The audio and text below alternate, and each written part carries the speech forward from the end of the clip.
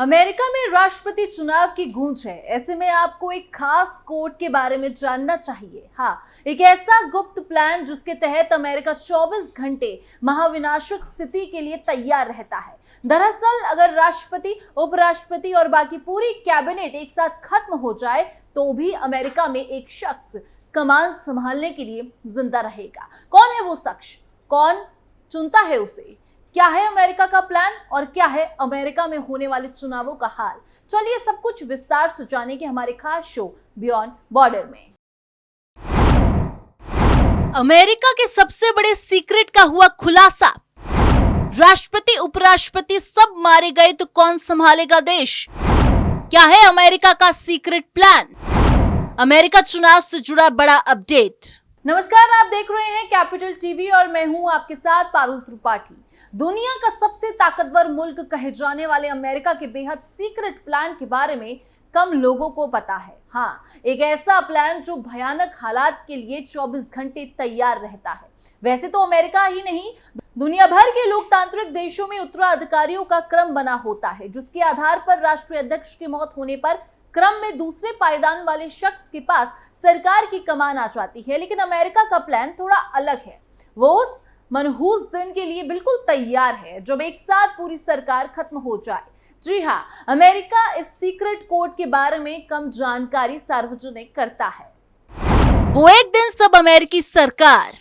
America ने उस स्थिति के लिए प्लान तैयार कर रखा है जब किसी बड़े हमले में एक साथ अमेरिका के राष्ट्रपति, उपराष्ट्रपति, कांग्रेस के संयुक्त सत्र के दौरान सभी सदस्य, कैबिनेट के मंत्री, मतलब सरकार चलाने के लिए जिम्मेदार हर शख्स की मौत हो जाए। आपको जानकर हैरानी होगी कि तब भी अमेरिका का एक लीडर जिंदा रहेगा। जी हाँ, ये शख्स उस जगह से दूर बैठाया जाता है, वो वहीं से इवेंट को देखता है। दरअसल स्टेट ऑफ यूनियन एड्रेस के तहत कांग्रेस का संयुक्त सत्र आयोजित किया जाता है। ये शायद एकमात्र मौका होता है जब अमेरिकी सरकार का हर नुमाइंदा एक ही जगह मौजूद हो। अगर संसद के ऊपर चेंबर में कोई भीषण घटना घटती है तो क्या होगा?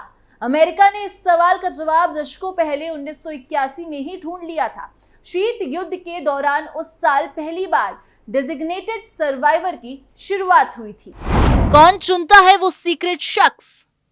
कुछ महीने पहले जब संसद का संयुक्त सत्र हुआ था, तब शिक्षा मंत्री मिग्यूल कार्डोना डेजिग्नेटेड सर्वाइवर थे। इस जिम्मेदारी के लिए कैबिनेट के ही किसी सदस्य को व्हाइट हाउस की तरफ से चुना जाता है और उस दिन उसे बेहद सुरक्षित जगह पर ले जाया जाता है।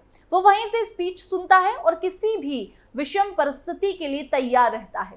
खास बात यह है कि डेजिग्नेटेड सर्वाइवर कैबिनेट का सदस्य होने के बावजूद स्टेट ऑफ यूनियन एड्रेस में शामिल नहीं होता है, बल्कि वो किसी बड़े हमले की स्थिति में अमेरिका का राष्ट्रपति बनने के लिए तैयार बैठा रहता है।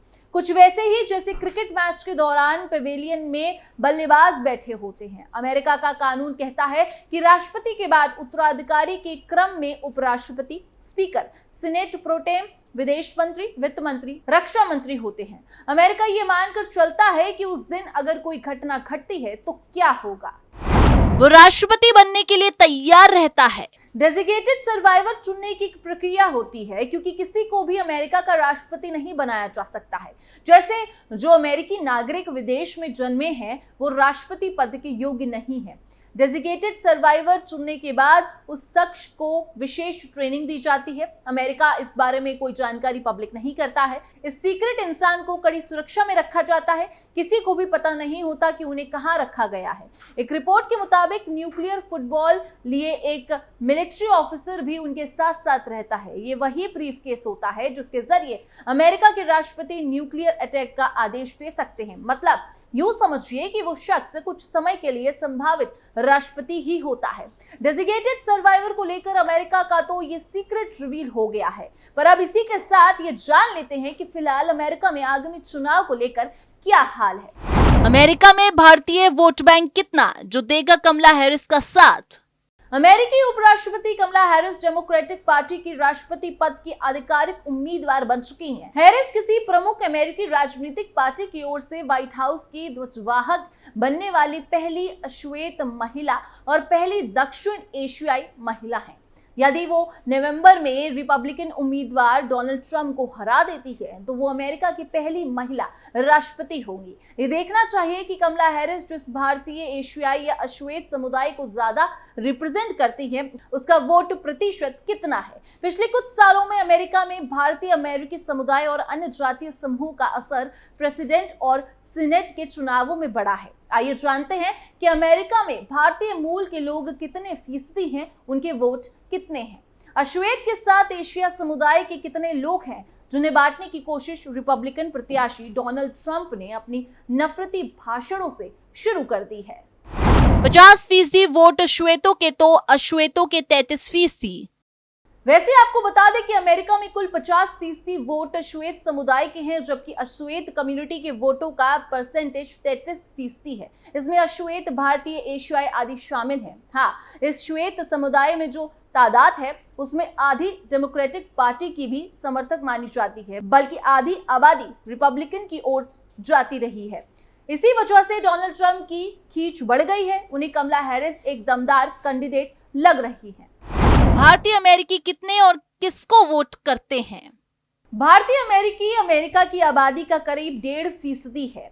2023 तक उनकी संख्या 50 लाख थी। अपने छोटे प्रतिशत के बावजूद वो तेजी से एक महत्वपूर्ण वोटिंग ब्लॉक बन गए हैं। 2020 के राष्ट्रपति चुनाव में 70% से अधिक भारतीय अमेरिकियों ने बाइडेन हैरिस टिकट के लिए मतदान किया था। इस समर्थन का श्रेय उपराष्ट्रपति कमला हैरिस के समुदाय से जुड़ाव और उनके मुद्दों के प्रति उनकी वकालत को दिया जाता है।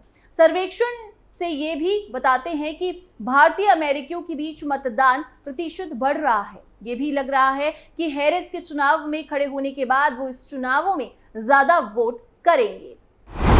क्या होती रही है भारतीय अमेरिकियों की राजनीतिक प्राथमिकता? ऐतिहासिक रूप से भारतीय अमेरिकियों का झुकाव डेमोक्रेटिक पार्टी की ओर रहा है, लेकिन इस समुदाय के भीतर विचारों में अलगाव भी है। एक हालिया सर्वेक्षण में लगभग 29% भारतीय अमेरिकियों ने संकेत दिया कि वो ट्रंप को वोट करेंगे, लेकिन ये सर्वे शायद हैरिस को उम्मीदवार बनाने से पहले का है। निश्चित तौर पर ये स्थितियां बदलेंगी। अगर हुआ तो हैरिस को फायदा मिलेगा। अमेरिका में कौन माने जाते हैं गैर श्वेत वोटर्स? हिस्पैनिक, काले, एशियाई और अन्य नस्लीय जातीय समूह को गैर श्वेत वोटर्स मानते हैं। उनकी तादाद लगातार बढ़ रही है। वो श्वेत वोटर्स की तुलना में ज्यादा वोट करते हैं।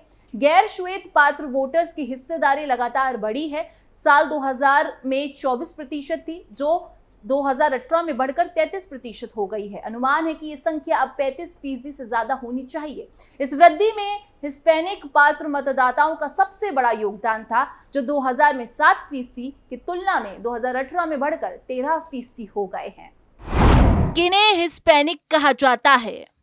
हिस्पैनिक शब्द का इस्तेमाल उन लोगों के लिए किया जाता है जो क्यूबा, मेक्सिको, प्यूर्टो रिको, दक्षिण या मध्य अमेरिका या किसी अन्य स्पेनिश संस्कृति या मूल से हैं। इन लोगों की जाति या नस्ल कोई भी हो सकती है।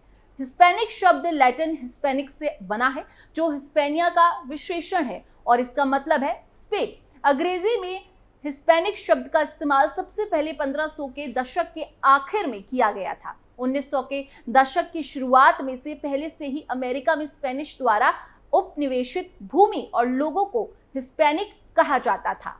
अमेरिका में श्वेत वोटर्स कितने और कितना वोट करते हैं? 2000 और 2018 के बीच सभी 50 राज्यों में गैर हिस्पैनिक श्वेत वोटर्स की हिस्सेदारी में गिरावट आई है। इस अवधि के दौरान 10 राज्यों में श्वेत वोटर्स के वोटिंग परसेंटेज में 10% की गिरावट देखी गई है।